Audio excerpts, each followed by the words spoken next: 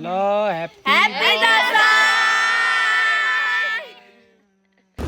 Hey guys, welcome back to my channel. आज चाहिँ हामी दसैँको लागि गाउँ यति धेरै मान्छेहरू हुनुहुन्छ आफ्नो आफ्नो गाउँ जाने हेर्नुहोस् यो बाटोमा बाइक स्कुटर ट्याक्सीहरूको भिड हेर्नुहोस् तपाईँहरू पछाडि पनि देख्न सक्नुहुन्छ अनि हामी चाहिँ आज राजसाई र म भएर च्याङ्ग्रो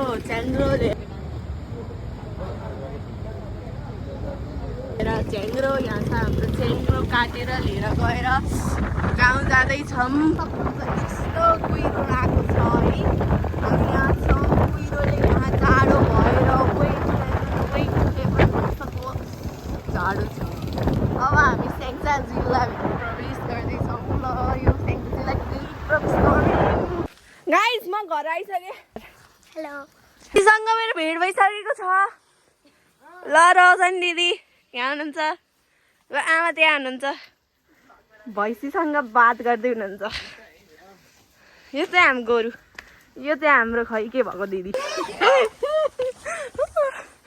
यो चाहिँ बहिनी यो चाहिँ हाम्रो ओइलाको दाइ किन ओइलाउनु भएछ हजुर यो चाहिँ ठुलमामी हुनुहुन्छ घर त एकदम चिट्क पऱ्यो के हो यो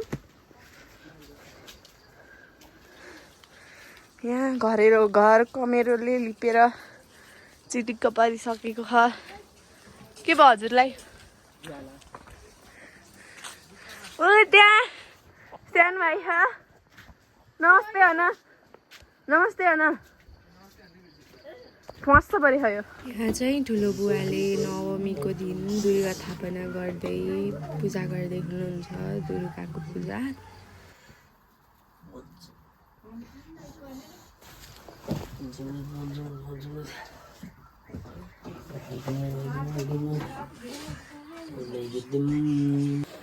गाइस यहाँ चाहिँ भुटुवा पाक्दैछ अनि यहाँ ठुलमामी अनि त्यसपछि म हजुरहरूलाई हाम्रो किचनमा लाँदैछु यहाँ चाहिँ रोटी पकाउँदै हुनुहुन्छ ठुलमामी घुवाई रोटी बसेको लागि ठुलो बुवा चढाउँदै हुनुहुन्छ रोटी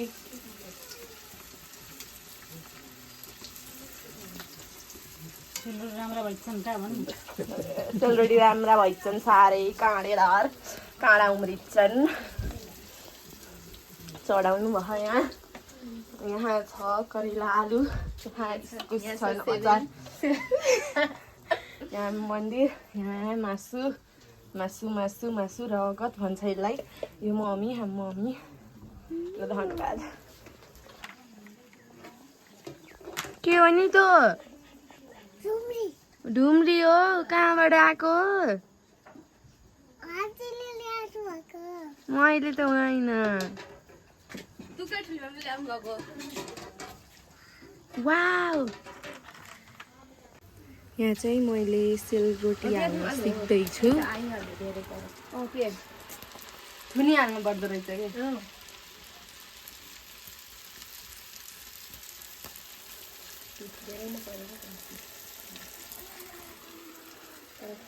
कि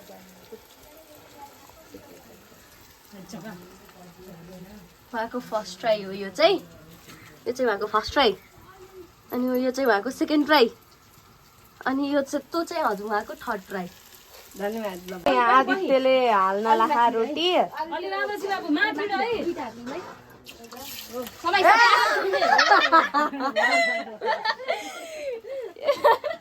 टुडी भएको एउटा फुल बनायो है बसेर रोटी खाँदै हुनुहुन्छ होइन कस्तो छ रोटी मिठो छ साह्रै मिठो छ ल यहाँ चाहिँ पिङ हाल्दै हुनुहुन्छ दसैँको लागि हाम्रो लागि दाई अङ्कलहरू भएर पिङ हाल्दै हुनुहुन्छ गाइज हामीहरू चाहिँ यहाँ भुजा अनि कोक खान गइरहेका छौँ हामी सबै भएर Cheers guys. अझै हाम्रो दाजुभाइ दिदीबहिनीहरू कता कता छिरालिनु भएको छ। यहाँ भ्यू हेर्न सक्नुहुन्छ कस्तो राम्रो। यहाँ चाहिँ रजनी आइसकेकी छिन् खाना बल्ल खाँदै हुनुहुन्छ पिङ बनाएर। ठुलो बुवाहरूले अनि आमाले चाहिँ केराको बुवा बनाउँदै हुनुहुन्छ अचारको लागि। सेकुवा पाक्दैछ यहाँ चाहिँ उहाँले पकाउँदै हुनुहुन्छ। उहाँ चाहिँ राइट देखाउँदै हुनुहुन्छ, उहाँ हेर्दै हुनुहुन्छ, उहाँ नि हेर्दै हुनुहुन्छ अनि म पनि हेर्दैछु भन्ने त होला नि। अब त्यस्तै त्यस्तै हो हाम्रो भिडियो हेर्दैछु। बनाएको सेकुवा चाहिँ रेडी भएको छ अनि यहाँ हाम्रो चटनी रहेको छ अनि यहाँ रजन दिदी खाना लाग्नु भएको छ। अरू सबै चाहिँ हेरिरहेका छन्। सबैले मलाई हेर्नु। यहाँ भाइ पनि आएको छ नखाने मान्छे, उ त्यहाँ नखाने मान्छे आएकी छे। हामीहरू सबै कजन्सहरू भएर रमाइलो जोक्स गर्दै हाँस्दै रमाइलो गर्दै मासु खाँदै गरिरहेका छौँ। घाँस काट्न भनेर गएको थिएँ आसी निकालेँ अनि आसी निकालेर मैले बाघको एउटा खुट्टा काटेँ अनि फेरि अर्को खुट्टा काटेँ अनि दुईवटा खुट्टा के राख्ने भनेर त्यो दुईवटा खुट्टा नि काटेर चारवटा खुट्टा बनाएर लिएर आएको हुन्छ। अनि आज त्यसले खुट्टा मात्रै किन ल्याएको त नि टाउको किन ल्याएन भन्दाखेरि सानो गान्छन् टाउको त अर्कैले लैसकेको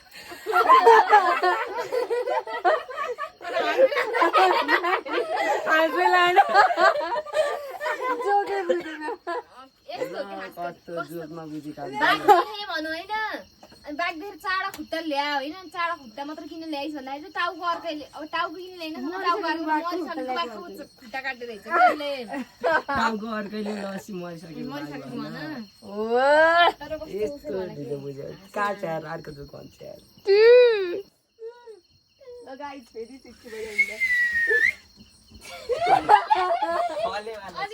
अन्त आर्टिफिसियल हाँसो निकाल्नु भनेर कि यिनीहरूले आउनु नआउ यतिकै भयो।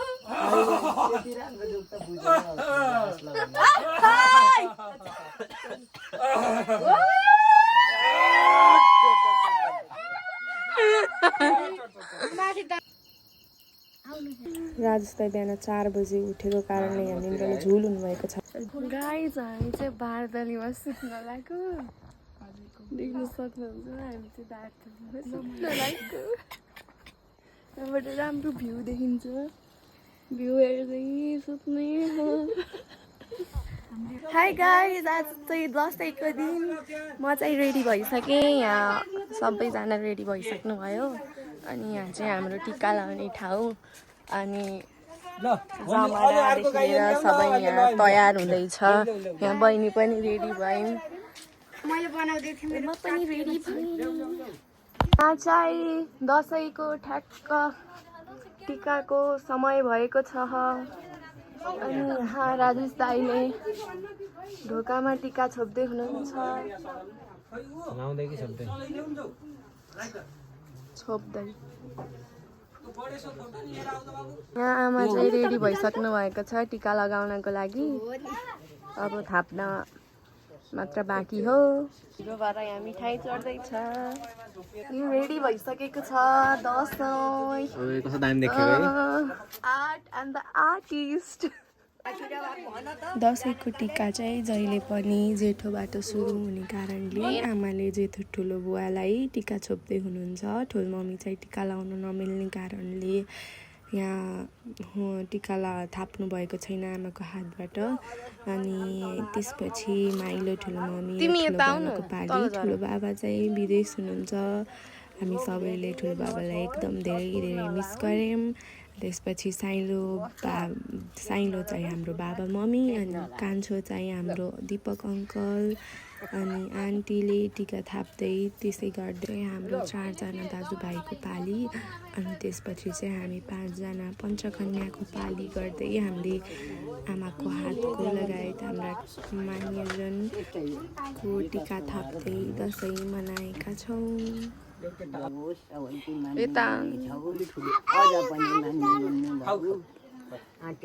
म चाहिँ यहाँ आफ्नो पाली कोर्दै भिडियो खिच्दै गइरहेकी छु।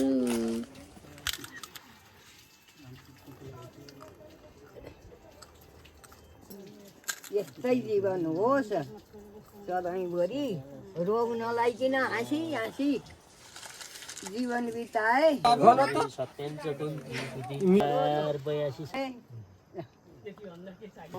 अलि पढ्दै पढ्दै जाऊ।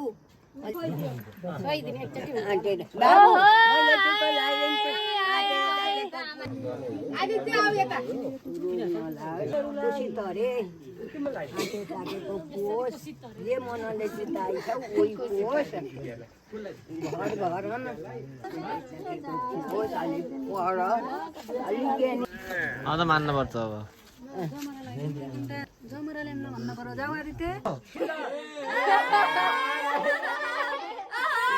ह्यापी दसैँ भन भन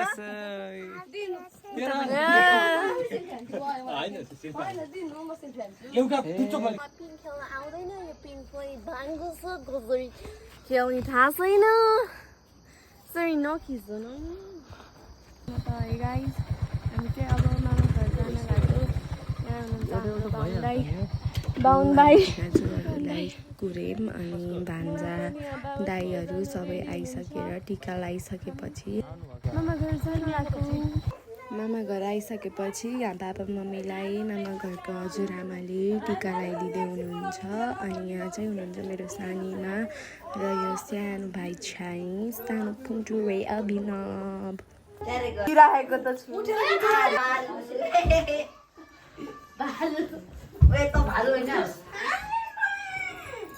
हो त म भन्नु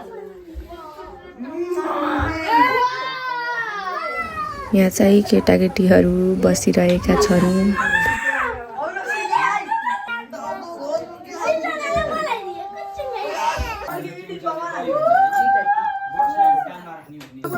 गर्न मैले खोजुला तर चाहिँ मैले दिन्न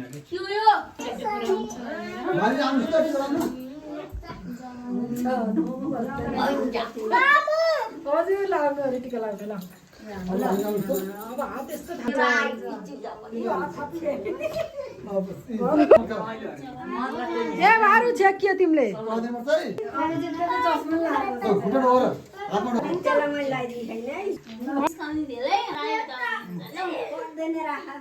नमस्ते गर माइजूलाई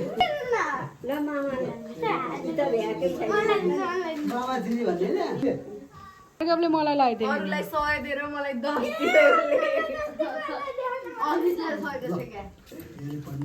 नदिए बिचरा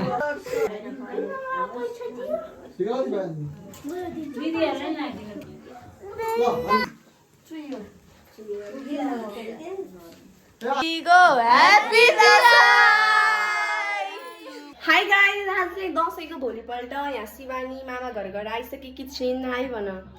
आज चाहिँ दसैँको भोलिपल्ट हामीले यहाँ चटपट बनाउन गइरहेका छौँ। चाहिँ हाम्रो चटपट बनाउने बाटा हेर्नु कत्रो ठुलो छ बाटा। यो बाटा हेरेरै थाहा पाउनुहुन्छ हजुरले यहाँ खाने मान्छे कति छन् भनेर। यो चाहिँ पिरो नहालेकोहरूलाई। अनि त्यसपछि यहाँ शिवानी चाहिँ खाना आतुर भएर यहाँ जिज्ञासावान भएर कसरी बनाउने भनेर हेर्दै बसिरहेकी छिन्। यहाँ चाहिँ छन् अन्य सामग्रीहरू। अब हाम्रो घरमा अरू खोको आउँदै हुनुहुन्छ उहाँहरूलाई कुर्दैछौँ। कुरिसकेपछि यो बाटामा अनेक सामानहरू राखेर चटपट बनाउँदैछौँ हामी। मिठो मिठो मिठो मिठो त खासै त होइन यिनीहरूले मैले भनेको केही मिठो भन्दैनन् क्या होइन मम्मी।